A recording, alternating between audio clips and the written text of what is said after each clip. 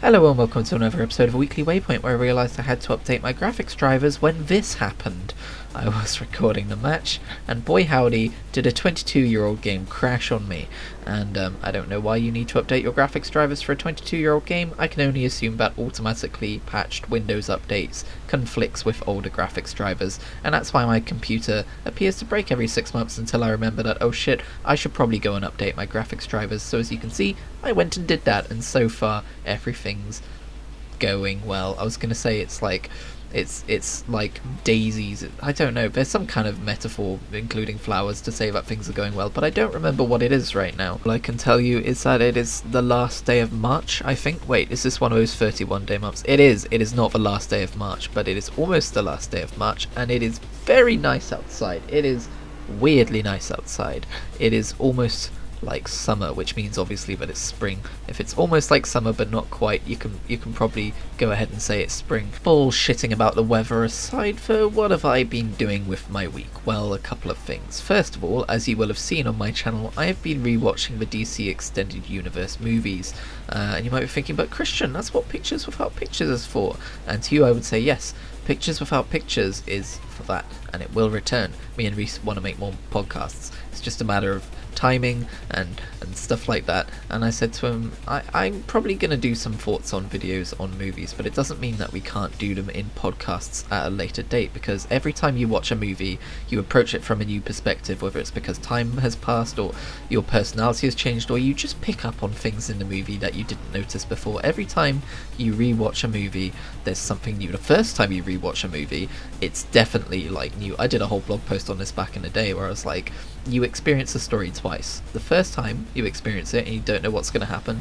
and the second time when you already know what's going to happen and you can pick up on all the little nuances and foreshadowing and all that kind of a thing. But yes, getting away from my point slightly there, but if you look at my channel you will see I've already done thoughts on Man of Steel, and I have done thoughts on Batman vs Superman, and that's because the Snyder cut of the Justice League came out, and I originally couldn't have given less of a shit, but apparently it's good, so I guess I'm going to watch 4 hours of a movie that I thought was mediocre when it originally came out. But I guess we're going to see if a director's chops are really all that important. They probably are. Spoiler alert, they probably are. I'm currently debating whether to watch Wonder Woman first or whether to skip that one and just go with, I don't know, I like Wonder Woman. It's just like finding the time to watch all these movies, you know. Keep an eye out for that though, and then because I'll have like a 7-day Now TV trial so that I can watch the Snyder Cut movie without having to pay for it, because yeah.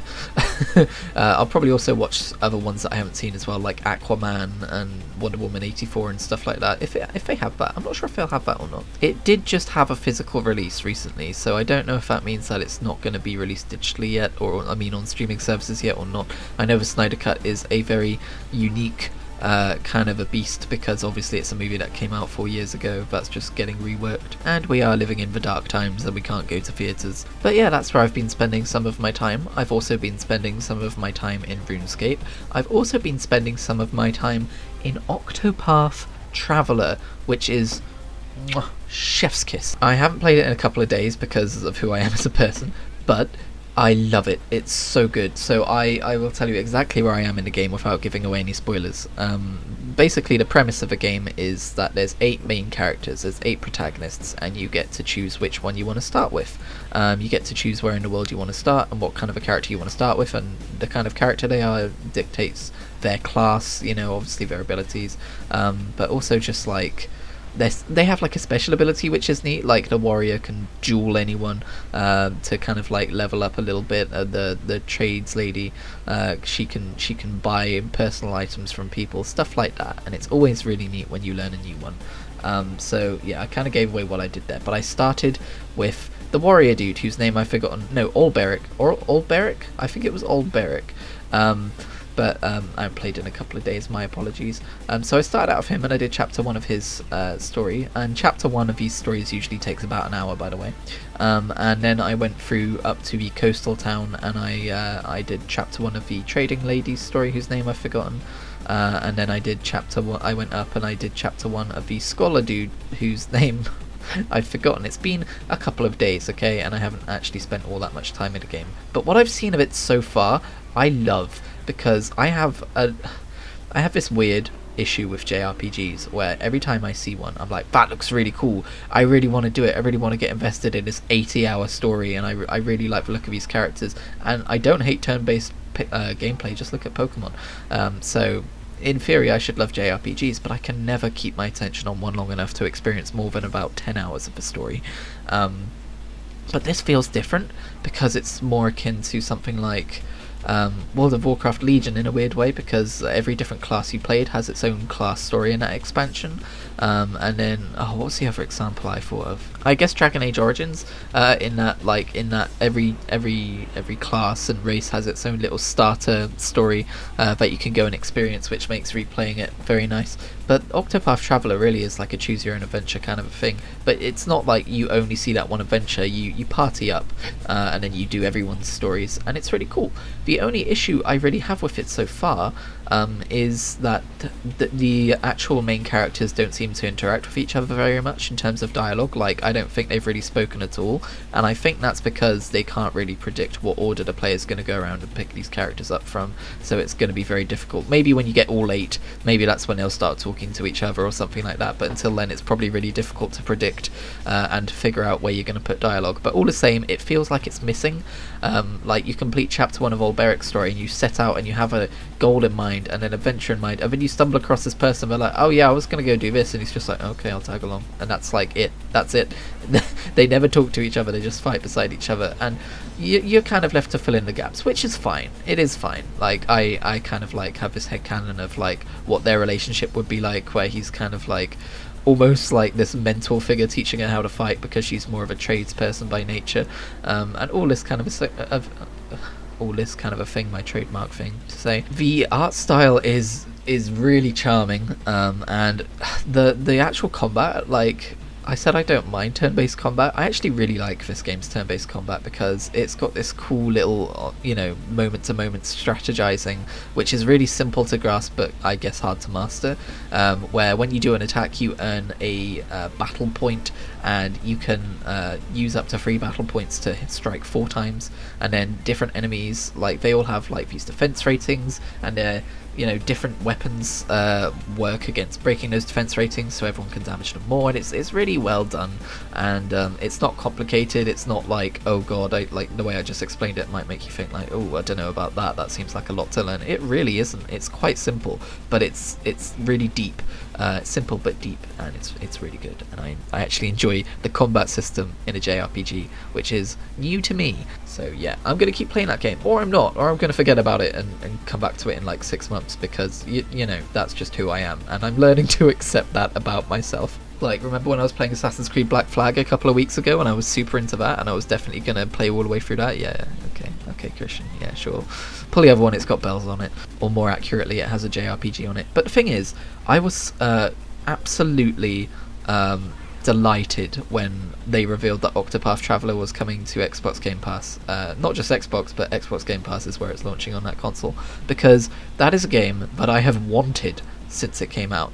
I looked at that and went, oh, that's totally up my alley, and like totally up an alley that I've never ever finished walking down, but it's up that alley all the same. And I just couldn't bring myself to pay £50 for it, because Nintendo Switch games cost £50 and they hardly ever go down in price. And I know Octopath Traveller was on sale a few times, but I just never pulled the trigger, and I'm glad I waited, because now I can just play it. And I get Xbox achievements out of it too. Another thing I want to talk about this week is World of Warcraft Burning Crusade Classic, because I did not think I was going to care about World of Warcraft Burning Crusade Classic. Even though Burning Crusade was technically the first expansion I ever played. I never played Vanilla, but I did play Burning Crusade when I was like, I must have been 12 or 13 at the time, but I never got past level 20. But I did go to private servers, and I played instant level 70 characters, and I loved exploring Outland. I absolutely loved it. That's like some of my peak early WoW gameplay experiences through private servers, and just not even playing a game as it's intended to be played, but just flying around and going, I wonder what the story is with this place when I'm exploring Terakar Forest, and then going to Nagrand and being like, whoa, this place is really cool. So yeah, I've got a lot of nostalgia for Burning Crusade, but I didn't think I was going to care about it like I did with Classic, because in the live game, Outland is untouched. It's still you know, all there to see in the way that it originally was. It's not like Cataclysm came and changed it like it did with Vanilla. So I was like, I'm not going to care about the Burning Crusade. But the hype, I follow a lot of people who talk about WoW, and the hype is I guess it's working, because I'm like, well, damn. The only reason I stopped playing World of Warcraft Classic, I've talked about it briefly before and I'll talk about it briefly again, it wasn't for gameplay reasons. It was for social specific reasons. I didn't have a problem with anyone I played with, but there was definitely something which happened which made it kind of awkward for me to log in a weird way. I'm not going to get into it, but as a socially awkward person, I made a mountain out of a molehill, and I kind of went, well, I don't really want to log in anymore. And that's why I stopped playing Classic. So as much as I enjoyed playing Classic, I didn't leave because I had my fill, so to speak. So I'm really happy with how they're handling it, in that Classic servers are going to stay up and remain as Classic, and then you can move ahead to Burning Crusade servers at your own pace. I absolutely adore that, and I hope they do that moving forward until we get like every expansion having its own server. That would be the dream, although I imagine they might stop after Wrath of the Lich King, or maybe Cataclysm, who knows. But that would be the absolute dream if they did that. But for now, in terms of Burning Crusade Classic, I'm thinking what I'm going to do is, when it launches, I'm probably going to make a Draenei or a Blood Elf, and I'm going to just poke around in there. Like, I'm not going to abandon my Classic character. I'm probably going to get back to him at some point. But I do wanna just like have a poke around in the Burning Crusade starter zones, which have that kind of Outland atmosphere to them, which is so nostalgic to me, and just play it while it's fresh and while everyone else is making these new tunes. I never refer to characters as tunes in that game. I know a lot of people do, but I caught myself off guard with that one. But yeah, I wanna be part of that experience, even if I don't join a guild, even if I don't play for very long. I'm not gonna buy a boost. I'm not gonna buy a character boost. Like, I have nothing against that. That's not what I would be playing it for.